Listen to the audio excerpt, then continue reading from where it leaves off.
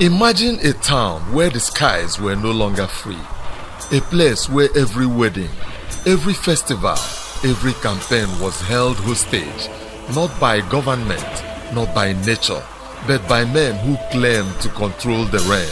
They were called the rain charmers. Powerful, feared, untouchable. Families borrowed money just to appease them.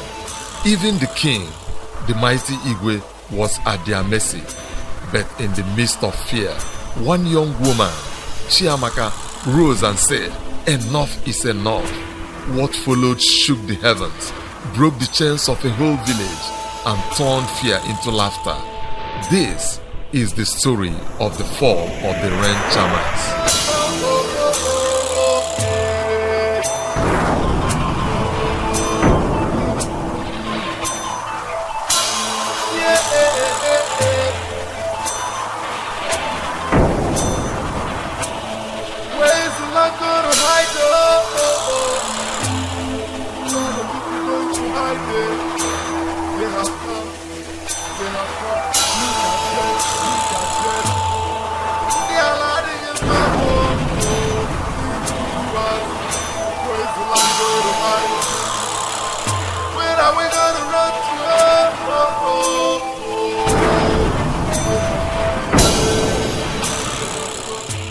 In the land of Umuozara, life was not free. Not free to laugh, not free to feast, not free to celebrate. For every occasion, no matter how small, was haunted by the shadow of men feared by all, the rain charmers. It was the naming ceremony of Nnede's child. The villagers had gathered, stomachs prepared for pounded yam and soup. But just as the kola nut was about to be broken, the clouds turned black, the heavens roared. "Hey, whoa, my rapper! My food don't enter modo!" one woman said, screaming. A man added, who invited these people with the control rain again? The people of Umuozara knew the truth. No rain fell in that town without permission from the rain charmers. Before every occasion, they sent a letter.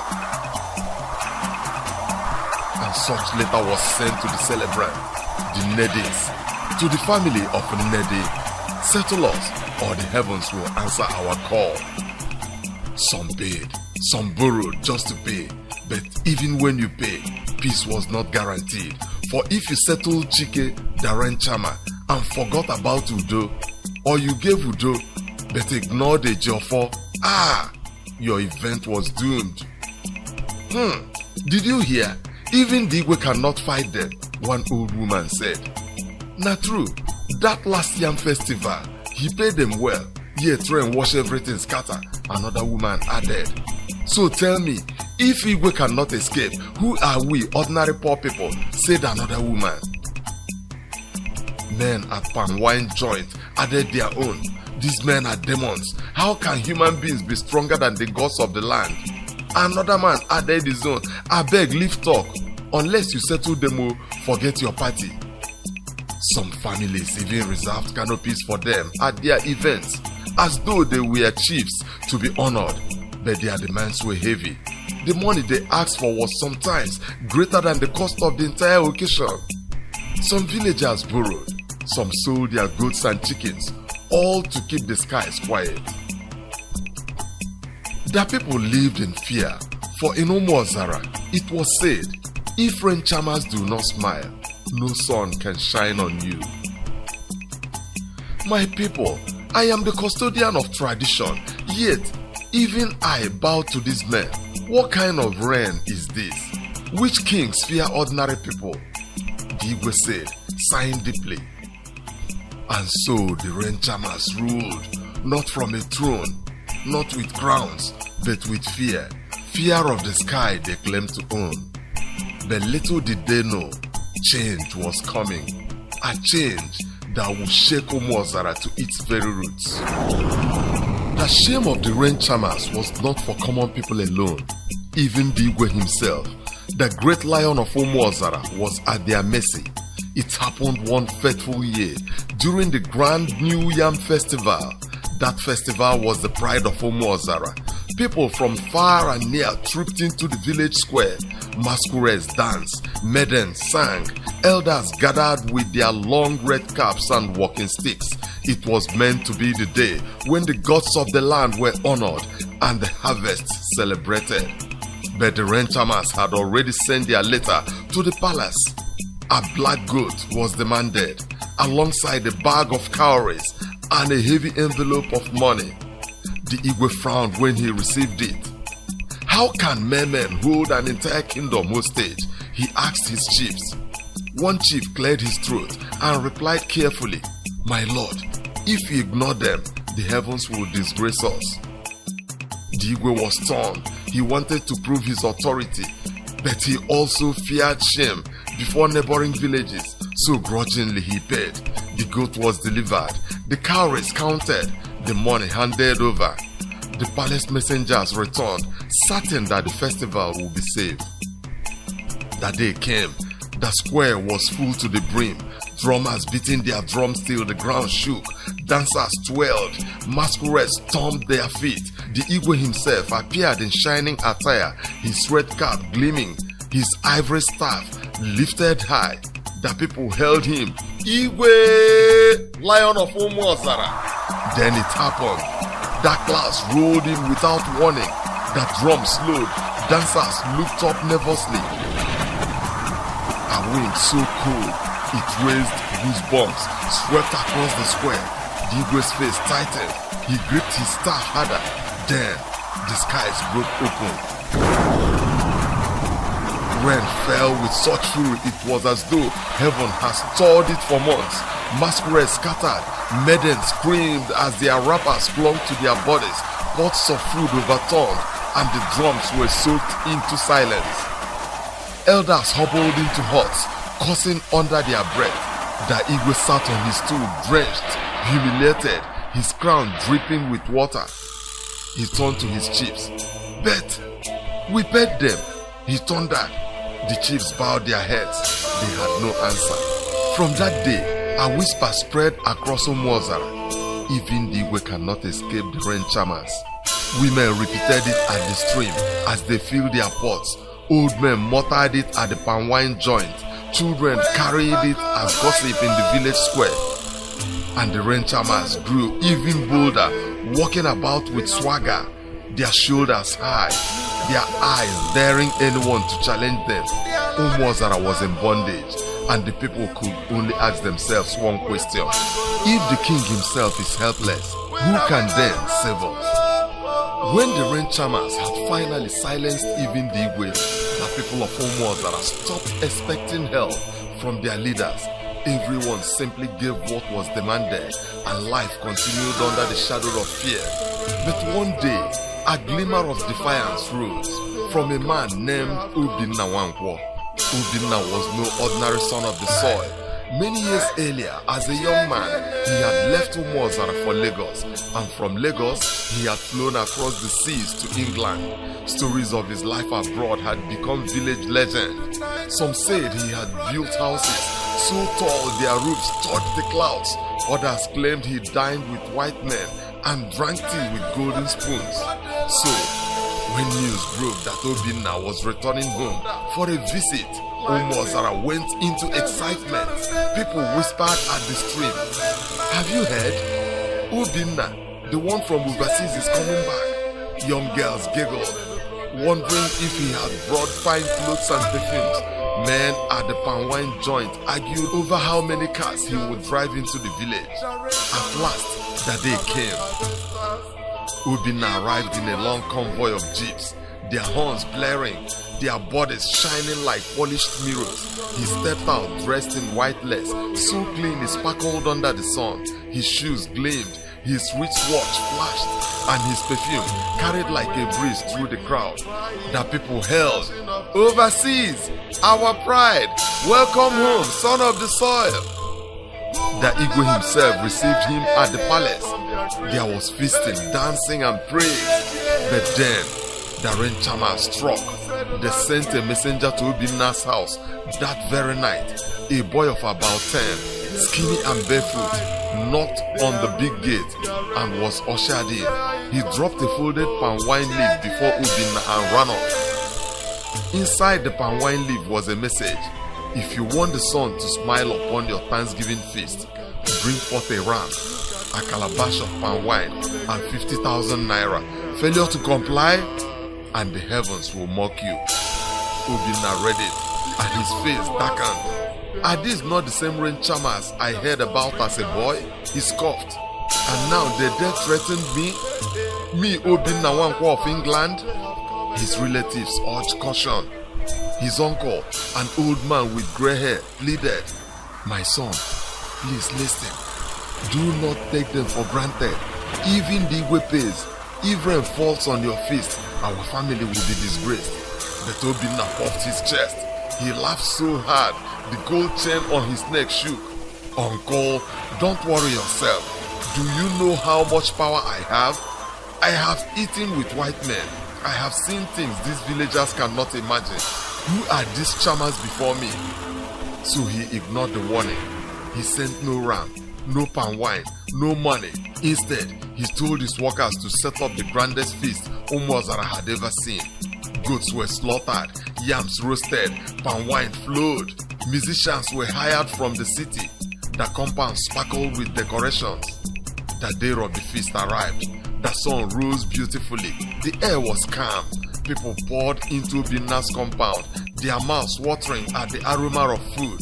They danced to the music, praising Obina's generosity. Then, as the feast reached its height, the sky began to change.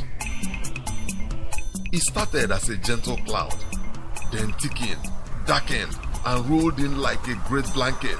The wind shifted, blowing dust into people's eyes. A low rumble of thunder glowed across the heavens.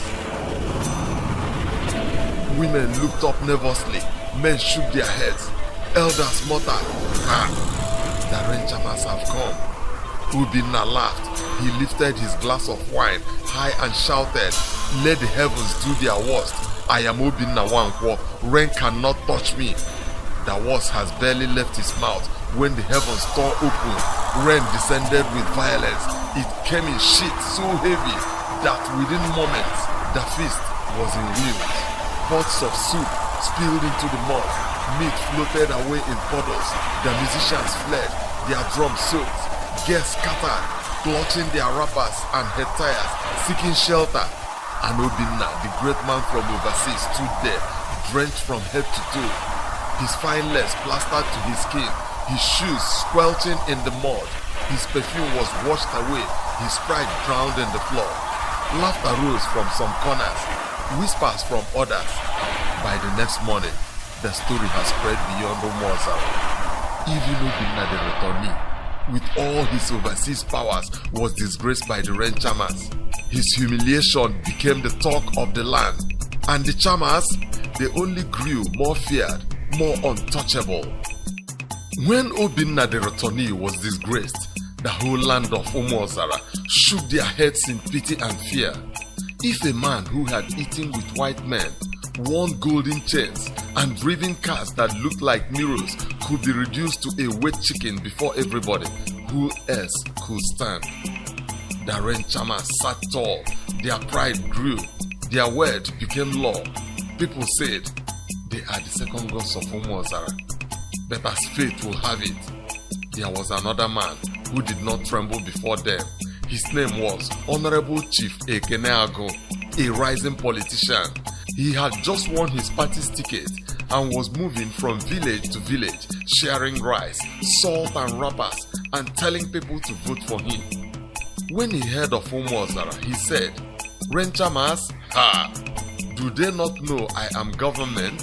Who gave them the right to hold a whole community to ransom? When I step into that village, they must bow." His campaign team clapped for him. "Yes, Honorable, tell them. Show them that government is supreme." So the announcement went out. Chief Ekene was coming to Umuozara. People prepared for his arrival. The youth hired drums. The women practiced songs of praise. The Igwe was informed. The Chiamas too heard the news. They smiled quietly and sent their usual letter.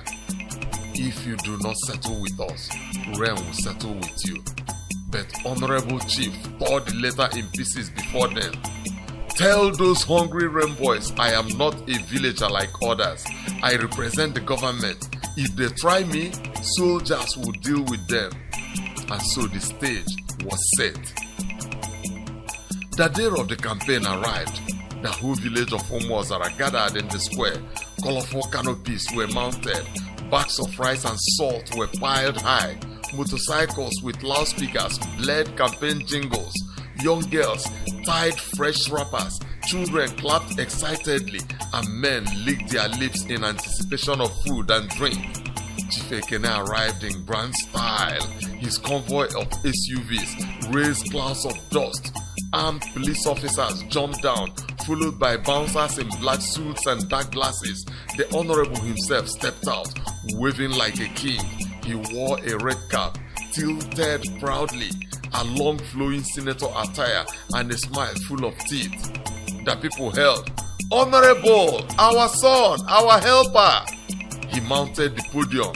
He began his speech. He shouted promises, roads, water, electricity, jobs. The people clapped and shouted. Bags of rice were already being shared.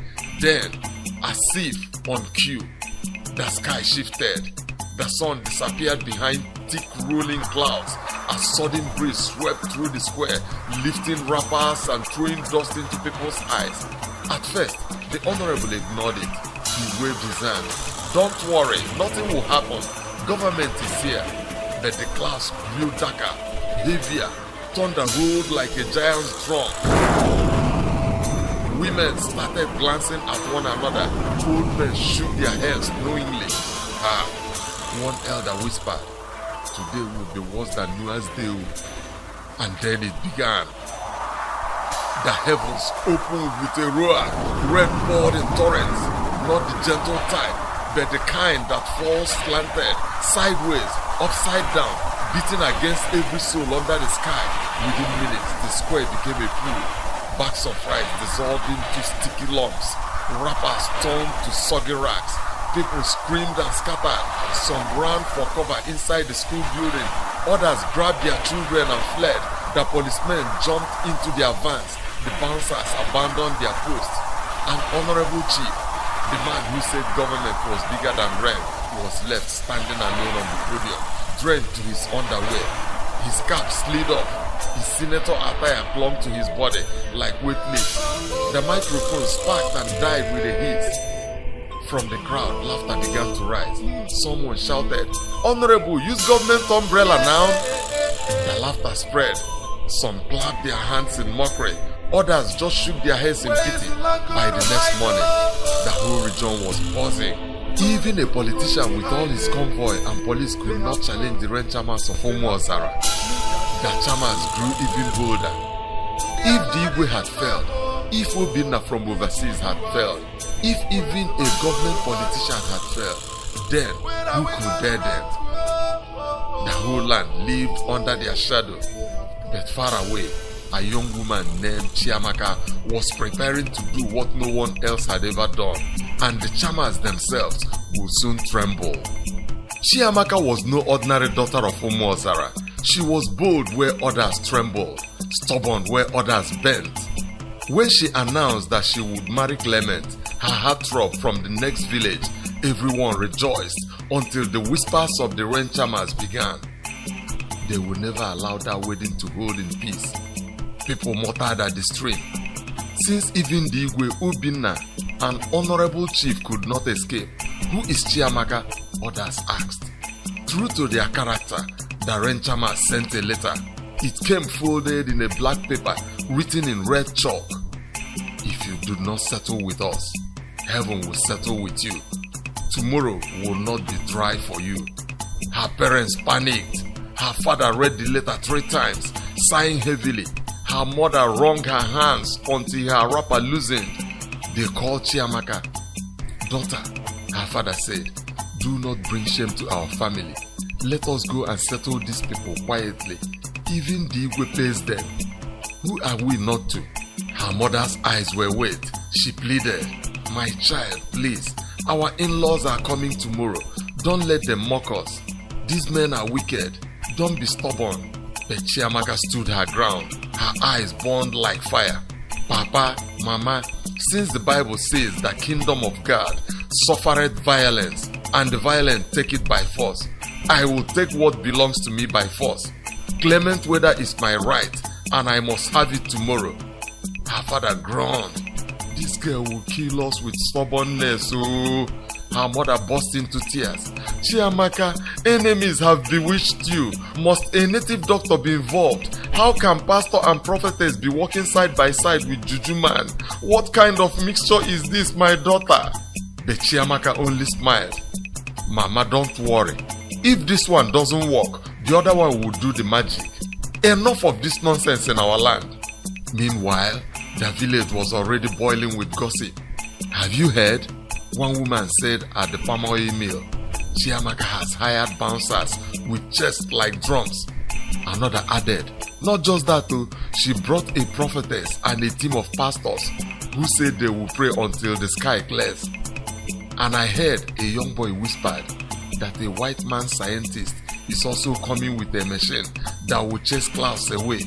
That scientist was not white at all, but a Nigerian meteorologist. He arrived in a van that nobody in Umuozara had ever seen before.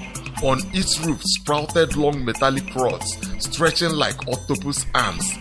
At the center of the roof was a dish that kept turning east to west, north to south, as if sniffing out the sky. The villagers gathered to look. Some stood with their mouths open, others laughed until they bent double. They named it instantly the Tentacles Van. Ewo, so this is what Chiamaka is relying on? One old woman asked. Another spat on the ground. Since Renchamas did not fear Honorable Chief, who is this small girl with her Tentacles Van? Her parents became more afraid. But the Renchamas themselves were the most unsettled. They had never seen such a combination before. Prophetess, pastors, bouncers, meteorologists, and even a native doctor, all united for one wedding. Still, they could not allow their reputation to be dragged in the mud. They drafted another letter of warning, but when it was time to deliver it, none of them had the courage. Who would bail the cat?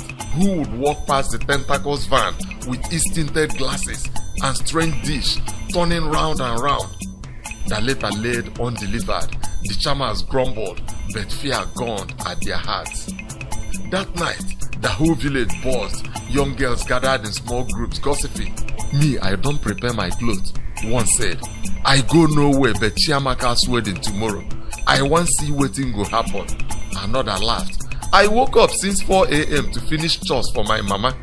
Today na today, I no one hear am from another person. A young man who had already packed his bag for a journey dropped it back on the bed. Forget traveling, he told his friends. I must witness this clash of the titans. Everyone waited for the dawn. The battle between Chiamaka and the Renchamas was set, and the whole of Umuozara wanted front row seats. Before the cock crowed, Umuozara was already awake. The air itself seemed to tremble with expectation. By dawn, young girls had betted, rubbed their legs with Vaseline until they shone, and tied wrappers so bright they looked like parrots. They gathered in corners, whispering and giggling. Me, I don't prepare my clothes too. Adeze bragged. I go nowhere but Chiamaka's wedding. I want see wetin go happen. Her friend Ngozi laughed. Nah lie! You think I go miss am? I woke up since early morning to sweep, wash and pound yam for my mama. I must finish before cock crow. Today na today. I no wan hear am from any person o. Even boys who had no wrapper or shoe watched showing off gathered adjusting their faded t-shirts. A young man who had planned to go to the farm that morning dropped his hoe inside. Forget that farm, he told his brother. I must witness this clash of the titans today. By mid-morning, the road leading to Chiamaka's family's compound was full of people. Old men bent on their sticks, pretending to go to farm, but slowing down to join the crowd. Men who had nothing to do at their homes carried their chairs on their heads and followed the stream of people. Children ran ahead shouting, Chiamaka's wedding, today na today. The gossip was heavy like Hamatan fog. Did you see the tentacle van? One man asked, "The thing is like octopus, so crawling on top of moto." Another replied, "My brother, I passed there last night too. The dish on top was turning round and round like it was calling thunder itself. I tell you, those rain charmers will meet their match today." But others mocked. So Chiamaka thinks she can succeed where the Igwe failed, where Obina the returnee failed, where even Honorable Chief failed. She is just a woman. She will cry today. The rain charmers themselves had gathered under the big Umuozara tree, whispering like thieves. Some wanted to strike immediately to teach her a lesson before the wedding even began, but others shifted uneasily. "My brothers," one of them said, "you saw that van? That is not ordinary. The thing has eyes like spirit, and the bouncers, those men chests are like iron doors." Another scoffed. "And so what? Have we not disgraced bigger people? Let us do our work. If we fail today, our name is finished." Still, there was fear in their eyes. They remembered the prophetess who had already begun fasting and praying loudly at the compound since dawn, her voice thundering like a bell. They remembered the pastors, their hands raised to the sky, pacing the compound and declaring fire on every cloud. And they remembered the native doctor sitting quietly in a corner, his cowrie spread, his eyes shining with secrets. The entire village was divided. Some expected a mighty disgrace, others expected a mighty miracle. But one thing was certain, nobody wanted to miss it. By the time the drummers arrived, beating their talking drums and calling Chiamaka's name, the crowd had swelled so large that you would think it was a market day. Women adjusted their head tires, men leaned on their walking sticks, children climbed trees and roofs just to see clearly. It was no longer just a wedding, it had become a battlefield between fear and faith, tradition and defiance, the rain charmers and a young woman who refused to bow. And as the sun climbed higher, the sky too began to shift. By midday, the crowd at Chiamaka's compound was so thick that even the palm trees seemed to lean forward as if they too wanted to see what would happen. The drummers beat their drums with hands that dripped with sweat, and the flutist blew until his cheeks bulged like calabashes. The bride, Chiamaka, was in her chamber being dressed by maidens. Her coral beads glowed against her brown skin. Her eyes sparkled, not with fear but with stubborn determination. Outside, Clement, her groom, paced nervously. He trusted her faith, but his heart still raced like a drum in the night. The prophetess stood in the compound, her wrapper tied tightly, her eyes burning. She lifted her hands and declared, "Heaven will open with favor, not disgrace. Every arrow of rain return to sender. Amen." The pastors chorused, stomping their feet. Their white shirts were already stained with dust, their Bibles raised like swords. The bouncers patrolled the gate. Their dark glasses hid their eyes, but their broad chests and folded arms spoke clearly. No nonsense today. The meteorologist checked his van. The metallic tentacles glistened in the sun, stretching like iron snakes. The little dish on the rooftop kept turning steadily, east-west, north-south. To the villagers, it was no ordinary science. It was sorcery. Children pointed and laughed. Old women whispered and shook their heads. But as the bride was being led out, a shadow began to creep across the sky. The once blue heavens now wore a grey cloth. A cold breeze swept through the crowd. Wrappers fluttered, head tires loosened. People began to murmur, "Ewo, it has started. I told you, nobody escapes them. Rain has already left its house." The drummers hesitated. The flute went silent. Even the dancers froze. Their feet misted. All eyes lifted upward. Then came the first low rumble of thunder. The rain charmers, who had been lurking by the outskirts, threatened. One of them chuckled. "You see? We told her, even government could not stop us." But another shifted uneasily. "But are you the one who walked this one?" he asked his brother. The man frowned. "Me? No! I have not even lifted my hand today." They turned to another. He raised his palms quickly. "Don't look at me. I have not done anything." A ripple of confusion passed through their group. The sky darkened further and thunder rolled louder. Back in the compound, Chiamaka raised her voice so all could hear.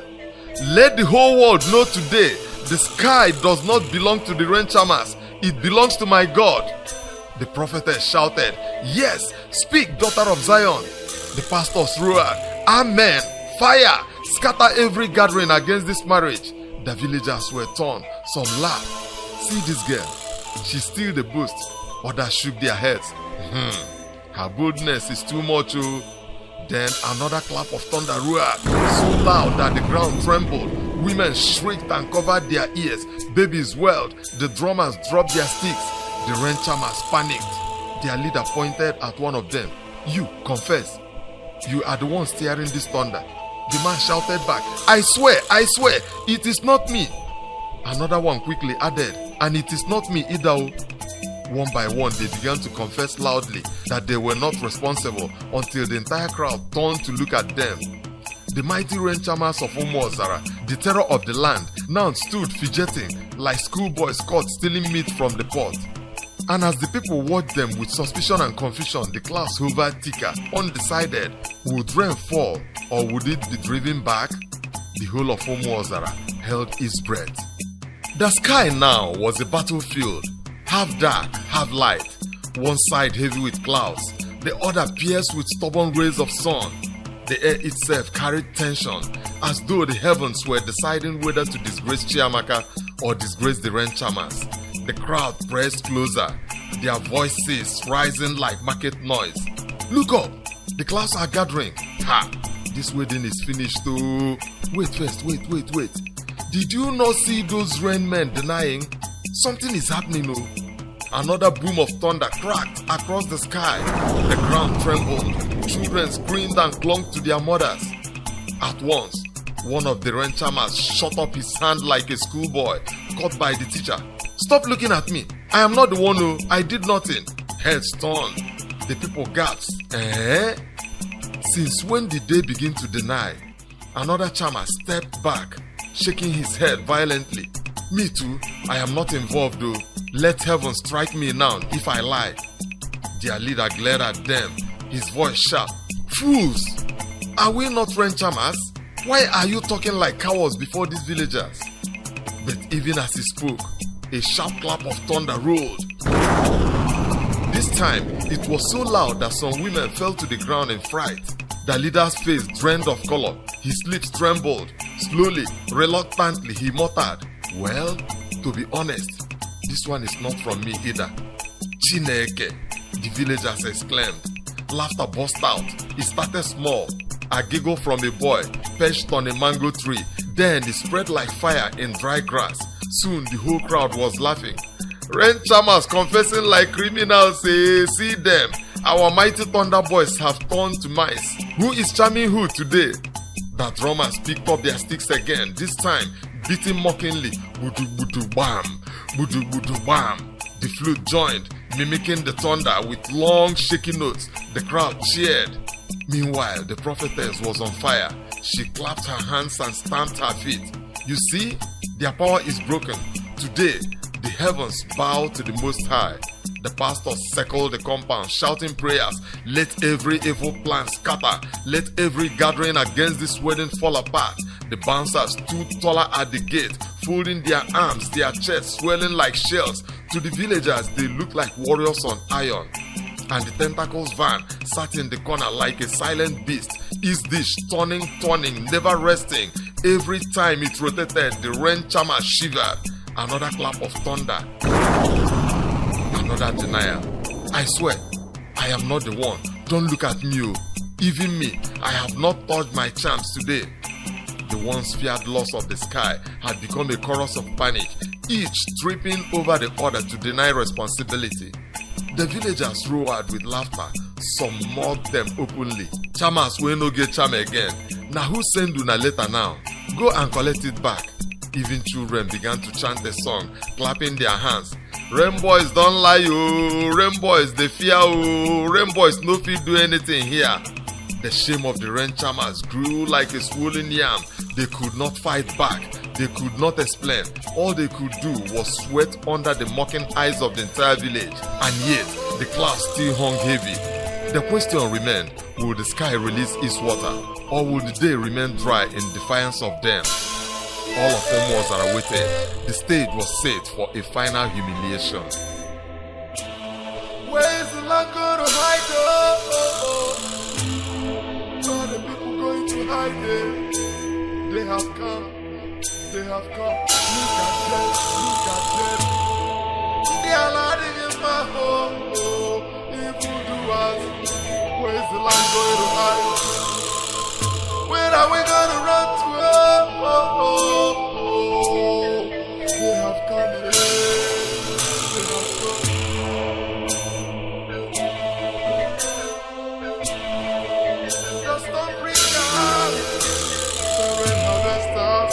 The rain Chiamas, they have come, they have come.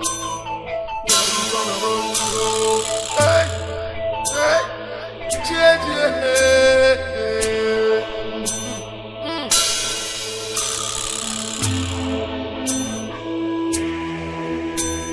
The night has fallen in the broad daylight.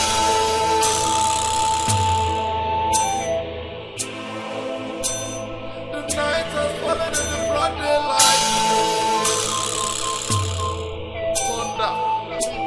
Lightning.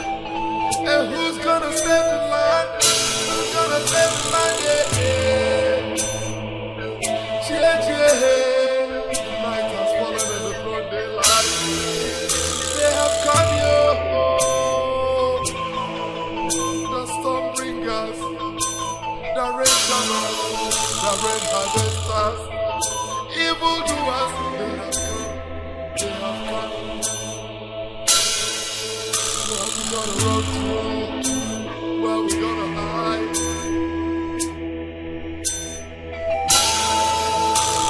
Panic everywhere, weeping, crying, gnashing of teeth.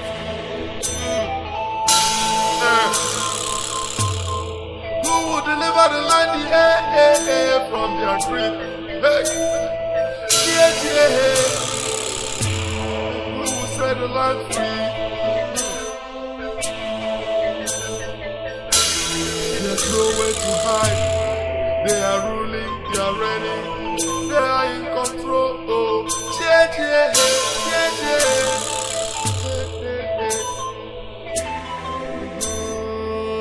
Look at them, look at them. They have come again, yo. They are landing them back. The evildoers, they have come. The storm bringers, the rain Chiamas, the rain